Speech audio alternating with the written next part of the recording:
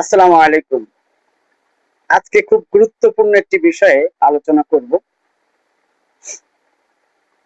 একটা কথা খুব মনে পড়ছে। থিয়েটার করতাম তো, সেই সুবাদে আমরা একটি নাটকের রিহার্সেল করছিলাম।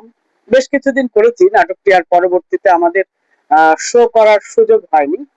অন্য আরেকটি নাটক নিয়ে আমরা ব্যস্ত হয়ে পড়ি। পরবর্তীতে এই প্রোডাকশনটা আর আমাদের করাই হয়নি। যাই হোক, নাটকের নাম হচ্ছে কেনু কাহারে থিয়েটার, মনোজ মিত্রের। খুব চমৎকার একটা নাটক। এখন পচ্চনাট সেটি করে। সময় পেলে দেখে আসতে পারেন, হয়তো খুব ভালো লাগবে। খুব খুব মজার একটা নাটক। একসময় থিয়েটার করতাম, এখন তো আর থিয়েটার করার সুযোগ হয় না। আহ, কারণ আসলে পেশাগত দায়িত্ব পালন করতে গেলে আর সুযোগই নেই কাজ করার। আপনারা জানেন, যারা সাংবাদিকতা করেন, তাদের পিক আওয়ারটা মূলত বিকাল 4টা থেকে শুরু হয়, রাত্রে 9টা 10টা 11টা পর্যন্ত কাজ চলে। সুতরাং সেই জায়গাতে আসলে থিয়েটারের সময়টাও এরকম একটু সময়। বিকালে বা সন্ধ্যা থেকে কাজ শুরু হয়, রিহার্সেল শুরু হয়। সুতরাং আসলে দুইটা মেনটেন করা খুব কঠিন একটি বিষয়। দীর্ঘ বছর, অনেক বছর হয়ে গেছে থিয়েটারের সঙ্গে আর এখন আহ খুব মানে ওতপ্রোত ভাবে জড়িত নেই আর কি। আহ, কোনো নাটকের রিহার্সেল করার সুযোগ হয় না। আছি একটা দলের সঙ্গে ছিলাম, এখন টোটালি আসলে এই অঙ্গন থেকে অনেক দূরে সরে গেছি। সে যাই হোক, এটি আজকের আলোচনার বিষয় না। আলোচনার বিষয় হলো অন্য আরেকটি, কিন্তু কথা প্রসঙ্গে একটু কথা বলে ফেললাম আর কি। সেটি হলো, আমি যে কথাটি বলছিলাম, কেনু কাহারে থিয়েটার, মনোজ মিত্রের একটি বিখ্যাত নাটক। তো মনোজ মিত্রের এই নাটকে একটি চরিত্র আছে, ইংরেজ একটা চরিত্র আছে। সেটি হলো বড় লাট সাহেব। তো এই বড় লাট সাহেব একটা ডায়লগ দেয় মাঝে মধ্যে। সেটি হলো, মানে বর্তমান সময়ে নাটকের প্রেক্ষাপটটা এত চমৎকার। মানে এই যে পুতুল সরকার বলি আমরা, মানে মন্ত্রী প্রধানমন্ত্রীদের সঙ্গে এই যে বড় লাট সাহেবের যে চরিত্রটা, এটা যে মানে পুতুল সরকার কি জিনিস দেশে দেশে, সেটি আরো স্পষ্ট হওয়া যায়। নাটকের আরো অনেক ঘটনা রয়েছে, মানে জাস্ট একটি উদাহরণ হিসাবে বলছি। তো এই যে বড় লাট সাহেব, তিনি একটা ডায়লগ বলতেন প্রায় রাজাকে উদ্দেশ্য করে। নাটকে একটা রাজা আছে, তো ওই রাজাকে উদ্দেশ্য করে উনি ওই ডায়লগটা দিতেন, আমি তোমার সিংহাসন ফেলিয়া দিবে। মানে এই ডায়লগটা রাজাকে তিনি প্রায় শোনাতেন। অর্থাৎ রাজাকে একটা ধমক দিতেন বা হুমকি দিতেন যে আমার কথা না শুনলে তোমার সিংহাসন থাকবে না, মানে ক্ষমতাচ্যুত হয়ে যাবে আর কি তুমি। এই যে ক্ষমতাচ্যুতটার গল্প করতে যেই আজকে আসলে মূলত এই কেনু কাহারে থিয়েটার নাটকের গল্পটা মনে পড়লো। তো আসলে বিষয়টা হলো, বর্তমান সময়ে এই উৎখাতের রাজনীতিটা দেশে দেশে বেশ চলছে। আমরা দেখলাম যে জুলাই বিপ্লব হলো, জুলাই আন্দোলন হলো। এই জুলাই আন্দোলনে আওয়ামী লীগ ফ্যাসিবাদ যে সরকার, তার উৎখাত হলো। এই উৎখাত হওয়ার পরে একটা বিষয় মনে আসলো যে কার কন্ট্রিবিউশন কত বড়, একটা প্রতিযোগিতা। আচ্ছা, মানে সংকটটা তখন থেকেই কিন্তু শুরু হলো। এই যে এত বড় একটা অর্জনের সংকট শুরু হলো তখন থেকে, যখন থেকে কার কতটুকু কন্ট্রিবিউশন, এই যোগ বিয়োগটা শুরু হলো। আচ্ছা বলেন তো, যার কিঞ্চিত কন্ট্রিবিউশন ছিল, অংশগ্রহণ ছিল, তাকেও কি এই আন্দোলন থেকে বাদ দেওয়া যায়, অস্বীকার করা যায় কি? যেমন ধরুন মুগ্ধ, মুগ্ধর তো প্রাণই চলে গিয়েছে, কিন্তু মুগ্ধ যদি বেঁচে থাকতেন, ধরেন মুগ্ধ বেঁচে ছিলেন বা বেঁচে আছেন, উনার কি কন্ট্রিবিউশন ছিল? উনি আন্দোলনকারীদেরকে পানি খাওয়াচ্ছিলেন, ছোট্ট একটা কন্ট্রিবিউশন। তাহলে মুগ্ধ যদি বেঁচে থাকতেন, আমরা কি মুগ্ধর সেই কন্ট্রিবিউশনটা, সেই অংশগ্রহণটা ছোট করেই দেখতাম, নাকি তিনি প্রাণ দিয়েছেন বলে বড় করে দেখছি? অর্থাৎ কোনো অংশগ্রহণই, যার যতটুকু কন্ট্রিবিউশন ছিল, সেটা কি অস্বীকার করার সুযোগ আছে কি? হয়তো কেউ করছে না, কিন্তু ছোট বড় তো করছে। এই জায়গাটা হলো সমস্যা। জুলাই বিপ্লবের পরে 71-এর চেতনার উপরে একটি খড়ক নেমে আসলো। মনে হলো জুলাই আন্দোলনের চেতনাই এখন বড়, ৭১-এর চেতনাকে বাদ দিয়ে জুলাই চেতনাকে ধারণ করতে হবে। বিষয়টা এরকম, সময় তা না, কেউ কেউ এরকমটি মনে করেছিলেন বা করছেন। সমস্যাগুলো একের পর এক এভাবেই তৈরি হচ্ছে। আসলে জুলাই আন্দোলনের মূল ভিত্তিটা কি ছিল? কোটা সংস্কার। তো কোটা সংস্কারটা নিয়ে যে আন্দোলনটা হলো, তখন তো এই সংস্কারগুলো নিয়ে কথা হয়নি। জুলাই আন্দোলন সফল হওয়ার পরে এই সংস্কারগুলো নিয়ে আলাপ আলোচনা হয়েছে, সে প্রসঙ্গে পরে আসছি। তো এই যে জুলাই আন্দোলন হলো এবং কোটা সংস্কারের আন্দোলনটা কি, এর পরবর্তীতে আমরা কি দেখলাম? এর পরবর্তীতে তো আমরা সেই কোটাগুলোই দেখছি, সেই সংকটগুলোই দেখছি।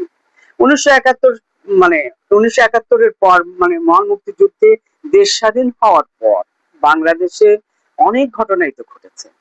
আমি কাউকে আঘাত করার জন্য কথাগুলো বলছি না, আমি শুধুমাত্র আমাদের সমাজে প্রচলিত ইতিহাস থেকে কথাগুলো বলছি।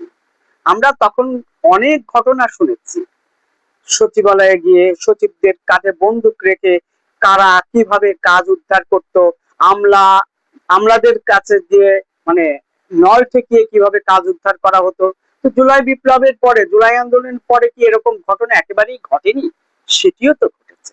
ভাই, কোটা সংস্কার নিয়ে যে আন্দোলন শুরু হলো, এই যে জুলাই আন্দোলনের পরে আমরা যে একটা ভাড়াটিয়া উপদেষ্টা পেলাম, প্রধান উপদেষ্টা পেলাম, ভাড়াটিয়া একজন প্রধান উপদেষ্টা পেলাম, এবং তার এনজিওগ্রাম উপদেষ্টা পরিষদ পেলাম, সেই পরিষদেও তো মানে কোটা হিসাবেই তো জুলাই আন্দোলনকারীরাও উপদেষ্টা হয়েছিলেন, হন নাই কি? হয়েছেন তো। তো সেটি নিয়ে সমালোচনা নাই, এটি কোনো সমালোচনা না, আমি ইতিবাচক ভাবেই দেখছি। এটা মানুষের চাওয়া ছিল, এটি মানুষের চাওয়া ছিল। কিন্তু সমস্যাটা কোথায় হলো দেখেন, আপনারাও তো উপদেষ্টা পরিষদে ছিলেন ১.৫ বছর, এই ইলেকশনের আগ পর্যন্ত। কিছুদিন আগে আপনারা পদত্যাগ করেছেন। তো আপনারা কি সংস্কারটা করলেন বলেন তো ভাই? কি সংস্কার করেছেন বলেন? আমি আঘাত করার জন্য বলছি না, কিন্তু আসলে বুকে হাত দিয়ে বলেন কি সংস্কার করেছেন বা করতে পেরেছেন। আপনার আন্তরিকতা ছিল না, আমি সেটা বলছি না, আপনারা চেষ্টা করেননি, আমি সেটাও বলছি না, কিন্তু একটা সময় তো পেয়েছেন, কমপক্ষে ১.৫ বছর তো সময় পেয়েছেন আপনারা। তাহলে সেই সময়ে কি কি করেছিলেন? কি এমন ইউনিক কাজ করেছিলেন? আমি জানি না।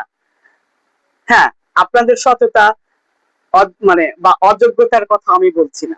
অনেকে অনেক সমালোচনা করেছে যে আপনারা শত শত কোটি টাকার মালিক হয়েছেন, দুদকেও আপনাদের নামে মামলার ফাইল হয়েছে। সেই আলোচনাগুলো আমি করছি না, বা সেই আলোচনা করার জন্য বা ব্যক্তিগতভাবে কাউকে আক্রমণ করার জন্য আমি কথা বলছি না। এই জুলাই আন্দোলনের পরে যখন উপদেষ্টা পরিষদ গঠন হলো, এরপরে বেশ সারা দেশব্যাপী তোলপাড় শুরু হলো বিভিন্ন ধরনের কথা, এই সরকার কয়দিন থাকবে। এরপরে আসলো কি যে সেনাপ্রধান কু করার পরিকল্পনা করছে, এরকম নানা কথা হলো, প্রধান উপদেষ্টা ক্ষমতা থেকে যাবে না, কি আলাপ আলোচনা হয়নি, মানে ক্ষণে ক্ষণে রূপ পরিবর্তন হয়েছে আলোচনাগুলো। এরপরে কি হলো যে নির্বাচন হবে না, যাই হোক নির্বাচন হলো, তারপরে কুও হলো না। কিন্তু নির্বাচন হওয়ার পরে আবার কি শুরু হলো, যে এই সরকার টিকবে কতদিন, এটি হলো এখনকার আলোচনা। হ্যাঁ, সরকার টিকা না টিকা এগুলো খুব মানে এগুলো সাধারণ বিষয় না, এগুলো অনেক কিছুর উপর ডিপেন্ড করে, নির্ভর করে অনেক কিছুর উপরে। সরকারের সামনে অনেক চ্যালেঞ্জ রয়েছে, এগুলো নিয়ে কথা বলবো অন্য আরেকটি পর্বে, অন্য একটি এপিসোডে কথা বলবো।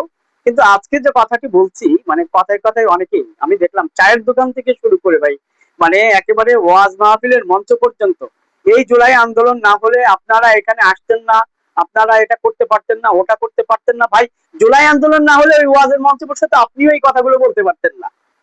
জুলাই আন্দোলন যদি না হতো আপনারা কি এমপি মন্ত্রী হতে পারতেন? এমপি হতে পারতেন, উপদেষ্টা হতে পারতেন, সে কথাকে একবার ভেবে দেখেছেন? কথা তো অনেক ভাবেই বলা যায়, মানে আমি এগুলো আমার কাছে খুব হাসি লাগে, আমি সমালোচনা বা আঘাত করার জন্য বলছি না, কিন্তু মানে আমি এনজয় করি কথাগুলো, যখন এই কথাগুলো আমি শুনি বিভিন্ন জায়গা থেকে। এরপরে কি হলো, মানে কথা শুনে মনে হয় আসলে যে মির্জা ফখরুল ইসলাম আলমগীর সাহেব কোনোদিন এমপি হন নাই, তিনি সংসদ ভবনে যান নাই, বা সালাউদ্দিন সাহেব এমপি হন নাই, হ্যাঁ, অথবা জনাব তারেক সাহেব কোনোদিন এমপি হতে পারতেন না, সেটা তারেক সাহেবের কথা নাই, বাদই দিলাম। বর্তমান মাননীয় প্রধানমন্ত্রীর কথা, ওনার কথা বাদই দিলাম।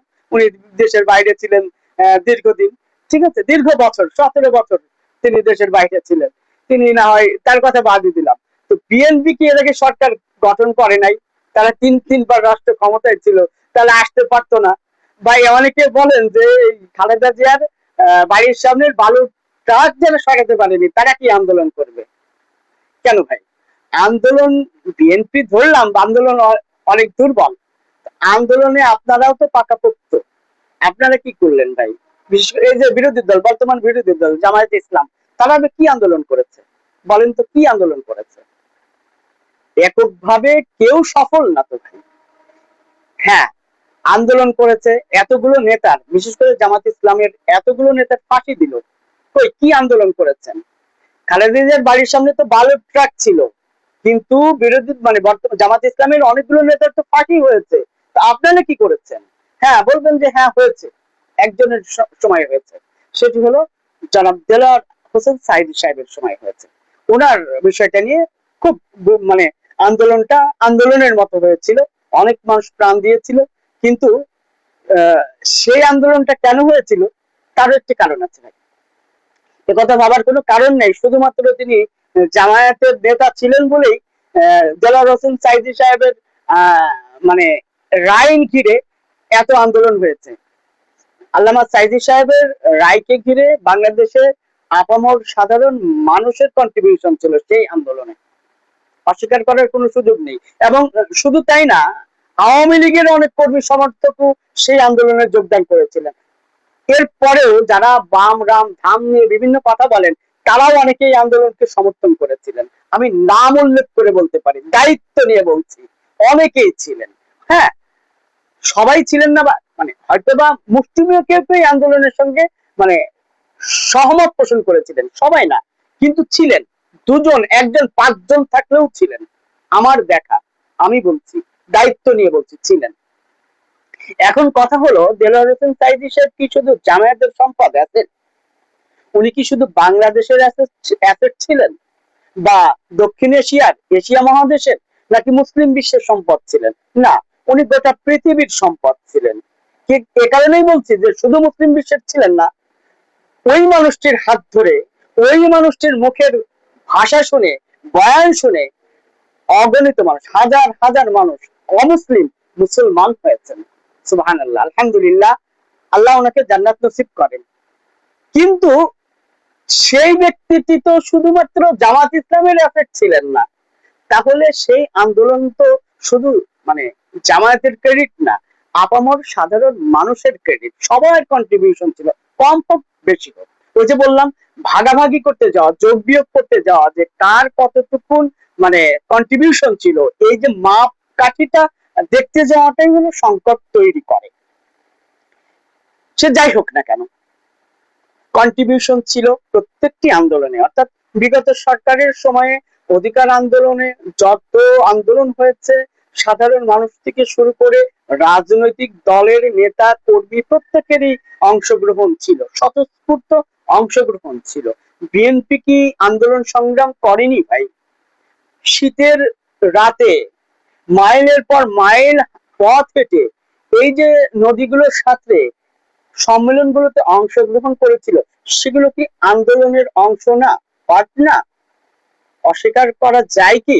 রাজনীতিকে চাঙ্গা রাখার প্রক্রিয়া ছিল না, সেটা প্রচেষ্টা ছিল না, ছিল তো। তো এই কন্ট্রিবিউশন গুলো আমরা ভুলে যাচ্ছি কেন? জামাতের কত নেতাকর্মী পঙ্গু হয়েছেন, অঙ্গহানি করা হয়েছে, গুনখুম, এগুলো তো ছিলই, সেগুলো কি একবার আমরা ভেবে দেখেছি? ভেবে দেখিনি। হ্যাঁ, মনে আছে, কিন্তু হয়তো সব সময় ভাবি না, বা ভাবতে চাই না, বা ভাবার সময় পাই কিনা জানি না। কিন্তু এগুলো তো কন্ট্রিবিউশন ছিল প্রত্যেকের, মানে প্রত্যেকটি দল, প্রত্যেকটি মানুষ তার নিজ নিজ জায়গা থেকে এই আন্দোলনগুলো সফল করেছেন, তাদেরকে স্যালুট দেওয়া উচিত। হ্যাঁ, আলোচনা সমালোচনা হতেই পারে, গঠনমূলক আলোচনা সমালোচনা হতেই পারে। কেন বলছি এই কথাটি? বড় আফসোস করে বলছি, মানে এই কথাগুলো আমি অনেক দিন থেকে অবজার্ভ করলাম যে আসলে কেউ কি এই কথাগুলো বলছে না। এই যে ক্ষমতার হালুয়া রুটি ভাগাভাগি নিয়ে এত কিছু হচ্ছে, এত কথা হচ্ছে, কি উদ্ভট উদ্ভট কথাবার্তা রাজনৈতিক ব্যক্তিরা বলছেন, সবই শুনছি, এনজয় করছি। কিন্তু আশ্চর্য হলেও সত্য, আপনারা যারা এই জুলাই আন্দোলনের পরে অনেকেই তো চাকরি বাকরি পেয়েছেন, জুলাই আন্দোলনের অনেকেই চাকরি বাকরি নিয়েছেন, তাদের পরিবারের সদস্যরাও চাকরি বাকরি নিয়েছেন। এটাকে আমি নেতিবাচক ভাবে বলছি না, একটু বোঝার চেষ্টা করেন। তাহলে এই যে যারা নিলেন বা যাদেরকে দেওয়া হলো, তারা তো কেউ এইগুলো পাওয়ার জন্য আন্দোলন করেননি। আমি এই কথাটি বলতে চেয়েছি যে এইটা পাবেন, কারো পরিবারের একজন সদস্য চাকরি পাবেন, এই আশাই তো উনি জুলাই আন্দোলন করেননি। আপনারাও করেননি যে আপনি উপদেষ্টা হবেন বা আপনারা উপদেষ্টা হবেন, আপনারা সাংসদ হবেন, এই জন্য আন্দোলন করেছেন, সেটাও বলছি না। কিন্তু আশ্চর্য কথা হলো, আজকে পর্যন্ত এই বাংলাদেশে যারা বড়ভাবে, মানে যারা আপনাদেরকে সংগঠিত করলো, যারা এই জুলাই আন্দোলন থেকে মানুষের কাছে মেসেজ গুলো পৌঁছতে থাকলো দেশে বিদেশে, তারা কি পেল? তাদের অবস্থানটা কোথায়? তাদেরও তো একটি স্বপ্ন ছিল, একটা ড্রিম ছিল, কই? একবারও কি তাদেরকে ডেকেছেন? হতে পারে তাদের অনেক ভুল ভ্রান্তি আছে, তাদেরকে নিয়ে সমালোচনা করা যেতে পারে, করব, কোনো অসুবিধা নাই। মিলিয়ন মিলিয়ন ফলোয়ার্স তাদের। এই যে পিনাকি ভট্টাচার্য, সাংবাদিক ইলিয়াস, কানক সারোয়ার, নাজমুস সাকিব, টিটো রহমান, আমি সবার নাম নাম হয়তো বলতে পারছি না, আমাকে ক্ষমা করবেন। আমি মানে উদ্দেশ্য প্রণোদিত ভাবে আপনাদের নাম বাদ দিচ্ছি এরকমটি না। আমি আবারও আহ বিনয়ের সঙ্গে বলছি, যাদের নাম হয়তো বলতে পারছি না এই মুহূর্তে, আমাকে ক্ষমা সুন্দর দৃষ্টিতে দেখবেন। তারপরে যে আমাদের বনি আমিন, সেও কথা বলতো, সেবুদাও কথা বলতেন। তারপরে মানে এরকম তো অনেকেই ছিলেন, অনেক মানুষ ছিলেন, তাই না? তাহলে তারাও তো এই ফ্যাসিবাদীর বিরুদ্ধে তারাও তো কথা বলেছেন, রুখে দাঁড়িয়েছেন অনেক আগে থেকে। কই? এতদিন পার হলো, সরকার গঠন হলো, কই ওনারা কোনো দলের নেতা কর্মী না বলে এই জন্য কোনো দল তাদের পক্ষে কথা বললো না? না বিএনপি, না এনসিপি, না জামায়াত ইসলাম, একটি কথাও তো বললেন না। কই উপদেষ্টা পরিষদকে তো তাদেরকে ডাকা হলো না? উপদেষ্টা করার দরকার নাই তাদেরকে, আমি বলছি না তাদেরকে উপদেষ্টা করতে হবে, করার প্রয়োজন ছিল সেটিও বলছি না।